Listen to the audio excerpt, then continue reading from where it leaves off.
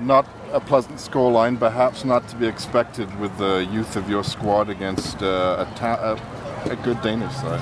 I think against a very good Danish side, Neil. We're disappointed certainly in the manner of the goals that we gave away. There were aspects of the game that we were pleased with. We corrected one or two things at half time.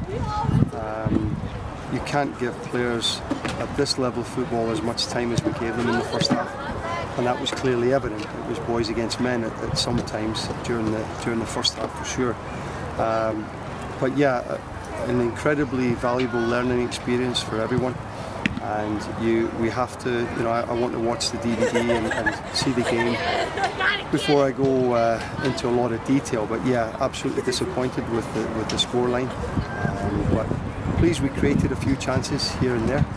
There were some positive performances, but I think the glaring thing for me is how poorly we defended, probably in all 4 goals now. And if you're going to defend at this level of football against such a quality team as Denmark, then this 4-0 scoreline is going to be repeated. So we'll go over it tomorrow. We'll train tomorrow when we get into Houston. We'll review some footage, some good things and bad things, and then we'll get ready for the US game on Tuesday night. Do you think that your players perhaps gave the Danes a bit too much respect? I think so. And they're 22nd or 23rd in the world. They are no mugs, as I said yesterday at the press conference. It doesn't matter who puts on a Danish jersey. These guys are playing at very, very good levels of football. They've come in and they'll all have had fitness programs, I'm sure, even though it's their off season or whatever. They're still solid professionals that are working on their game throughout the whole year. So. It was a terrific experience for our young guys. I mean, we finished up the game there, and again, I'm not making any excuses, but we finished up with a team there that could possibly have been an MLS reserve team, with the amount of younger guys that are coming on. So easy to be negative, easy to be slaughtering things all over the place, but I'm afraid I'm not going to do that. I'm going to support the guys and try and get them ready for Tuesday night. What do you have a message really for some of the fans back home who perhaps haven't been following the squad? They just see 8-1 in October, now 4-0. What would be your message to them? Well, first of all, we've halved the goals again, so that's a positive. But I would say we have to be patient here.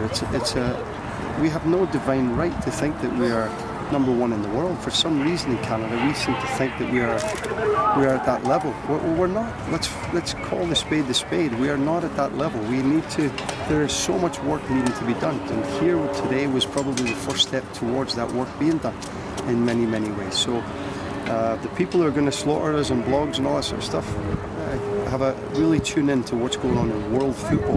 That's where you need to be at the moment, not jumping on these bandwagons that are slaughtering anybody who's playing for our national team. Let's try and give people a little bit benefit of the doubt. The players, they're not fit at the moment, and you're coming into an environment where it's warm all of a sudden.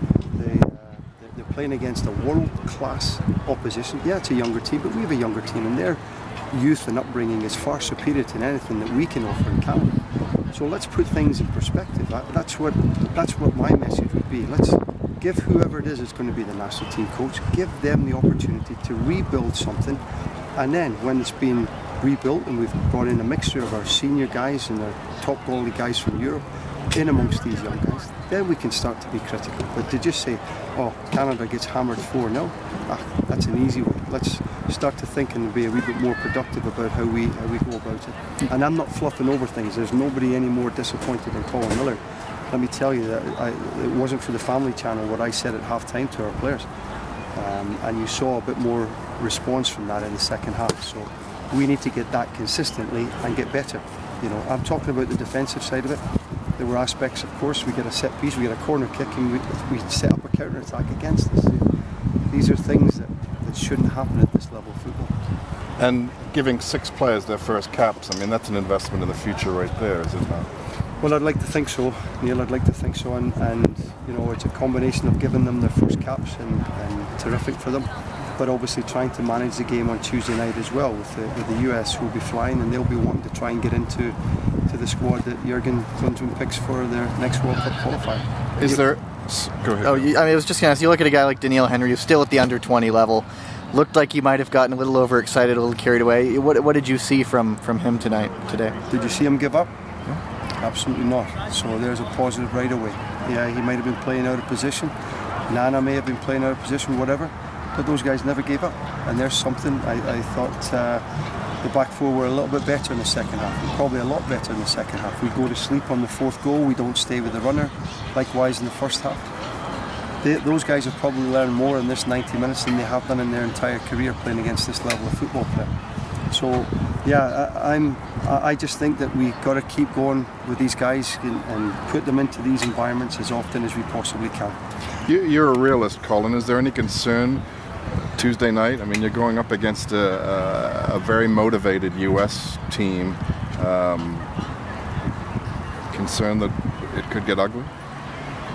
Yeah, for sure. I mean, but you know, the MLS, with the greatest respect, is not the Danish Premier League. With the greatest respect, I'm not underestimating the MLS in any way, shape, or form. I'm trying to be respectful of it. But our guys will be well wound up because it's Canada versus US, and if they're not wound up, they will never be anywhere near the park. I will not accept it. It's a rivalry, and we have to make it a rivalry on Tuesday night.